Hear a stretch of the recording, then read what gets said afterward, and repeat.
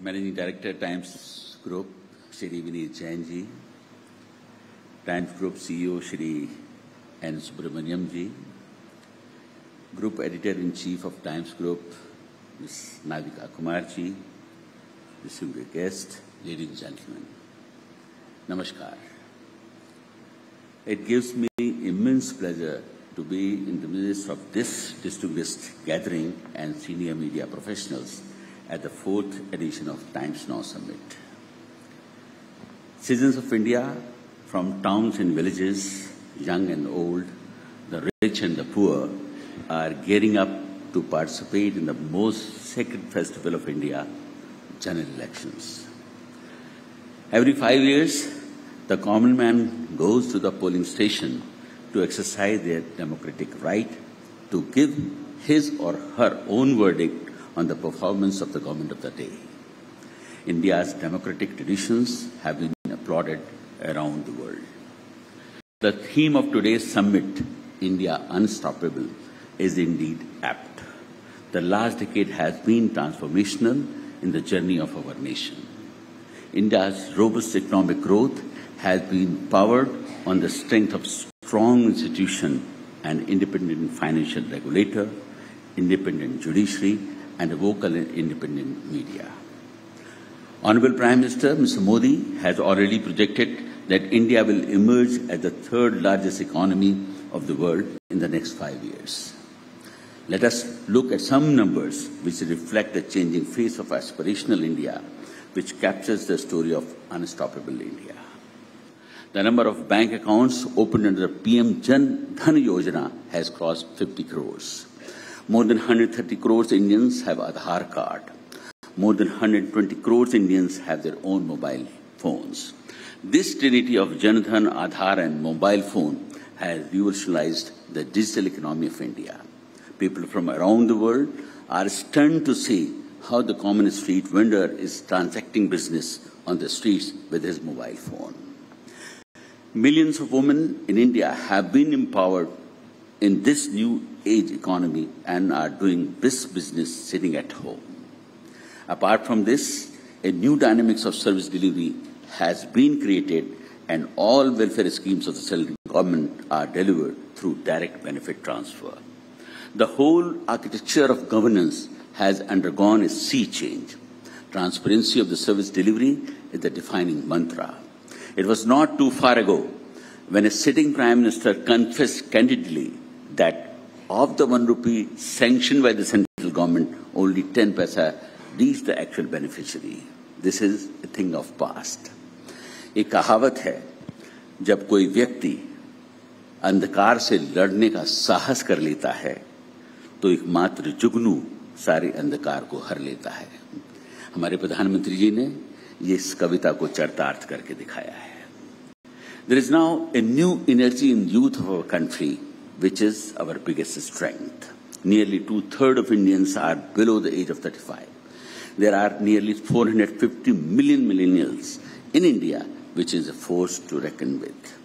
This will turn out to be the biggest asset for India, and the youth of India will fill the skill gap of the world, which is increasingly seeing a growing population.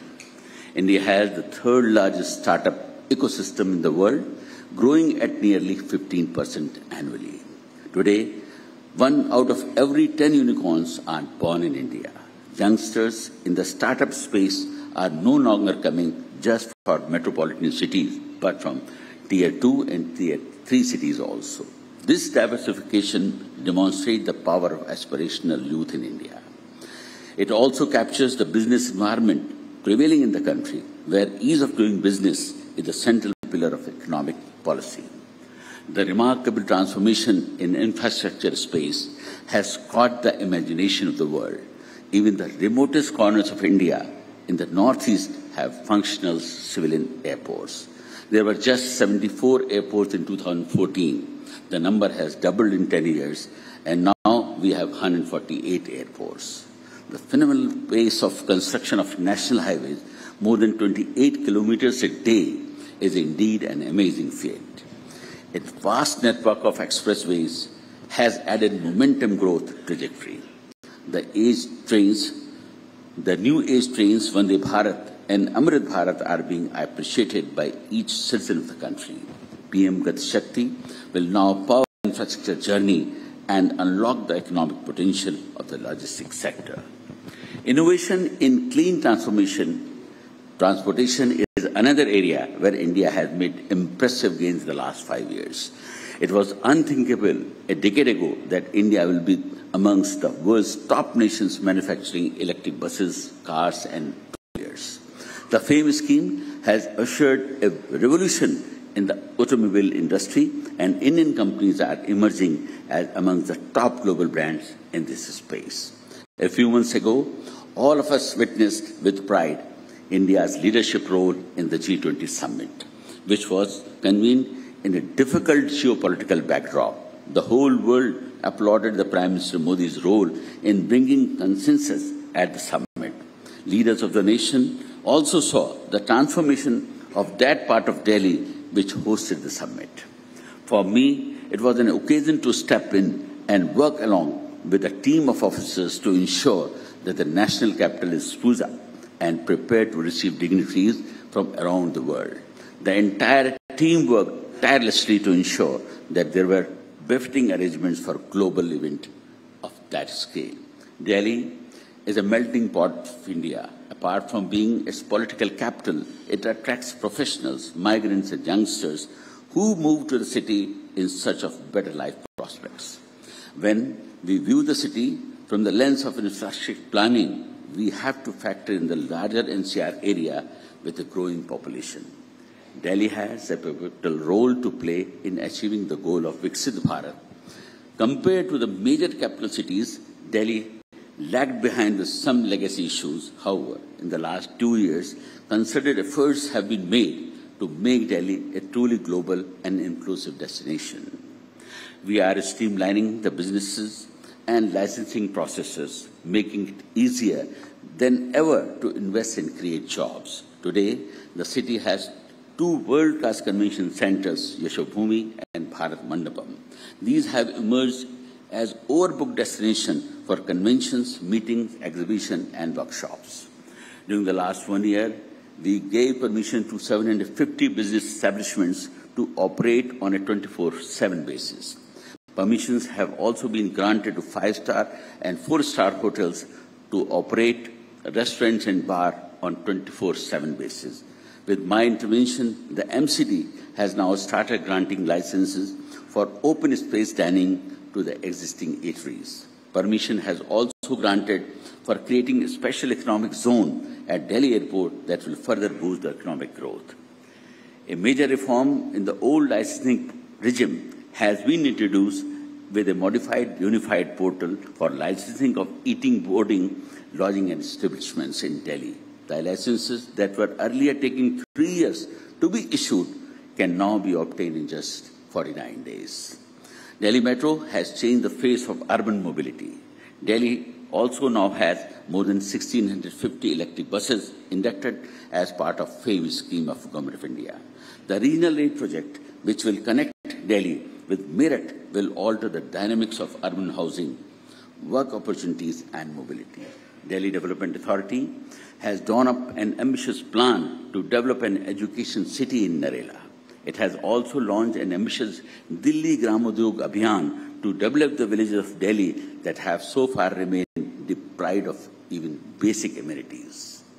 It is also my ambition to develop a gold souk in Delhi, for which we have already initiated a dialogue with the Gems and Jewellery Export Council of Ministry of Commerce. DDA has also entered into collaborative arrangements with Archaeological Survey of India for restoring and preserving heritage monuments. The Mehrauli Archaeological Park has already been transformed into a recreational space with modern amenities. Works has already begun on restoring the heritage sites and structures as Sanjavan, Shalimar Bagh and Roshanara Bagh. DDA is also developing the entire Yamuna riverfront and creating green open spaces for the citizens of Delhi. Bansera, which used to be a dump yard of construction waste, has already been transformed into a large bamboo grove, which is drawing thousands of citizens every day. Achita is another new destination of Yamuna floodplain that has been reclaimed from a wasteland. मैं आप सभी से ये request करता हूं कि आप एक बार बांसेरा और असीता जरूर जाके देखें और शायद आपको ये नहीं महसूस होगा कि हम आप दिल्ली के किसी पार्ट में हैं.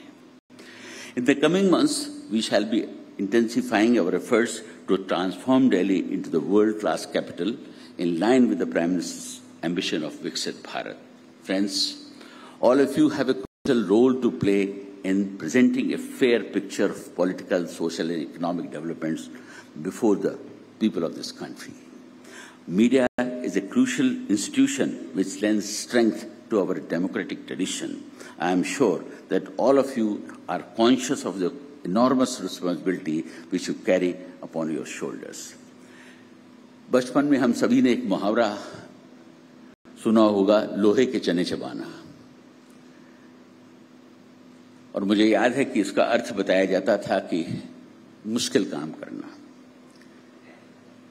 लेकिन मैं आपसे आज इस बात को शेयर करना चाहता हूं कि दिल्ली में आकर मुझे इस मुहावरे का सही अर्थ मालूम पड़ा.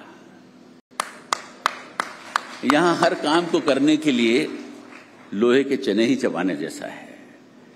आप जिस काम को करने की कोशिश करते हैं उससे ज्यादा बड़ी फोर्सेस उस काम को रोकने का काम करती हैं. और अगर आपने वो काम कर लिया तो कुछ फोर्सेस उसका श्रेय अपने ऊपर लेने का भी काम करती हैं. तो ऐसे हालात में दिल्ली में काम करना वास्तव में लोहे के चने चबाने जैसा ही है. लेकिन मैं ये कहना चाहूंगा उसके बावजूद भी काम हुए हैं. ना मैं गिरा, न मेरी उम्मीद के मीनार गिरे. ना मैं गिरा, न मेरी उम्मीद के मीनार गिरे. हाँ, मुझे गिराने में कई लोग कई बार गिरे. Thank you. Before we let you go, LG. If you like this video, then like, share and subscribe to ET Now.